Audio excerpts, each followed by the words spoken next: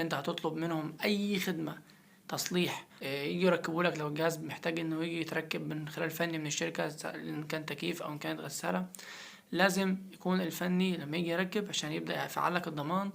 وعلشان مثلا لو الشركة بتقول لك مش هتدفع فلوس او تكلفة للتركيب، لو كان معاك فاتورة ضريبية بقى، تفعيل الضمان بقى بيكون فاتورة ضريبية من تاريخ الشراء زي ما كنت بقول. فلازم تخش له كده بقلب جامد تقول له انا عايز الفاتورة الضريبية، وده حقك، لان هو مش عايز يدولك.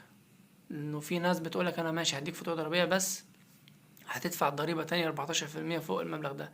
قول له لا، قول له انا المبلغ اللي انا مديهولك ده انت كسبان فيه، وضفت فوقه الضرايب اللي دفعها للشركة، وحطيت الشاي والياسمين وكل حاجة فيه وانا دفعت لك. واكبر دليل على كده لو انت بتشتري موبايل من اي محل، او بتشتري مثلا اي جهاز من بيتك، لان دايما هتلاقي الناس اللي هي تاخد وتدي معاك، الناس اللي هي البائعين العاديين. لكن الشركات الكبيره زي مثلا بيتك او شركه تانية بتديك الريسيت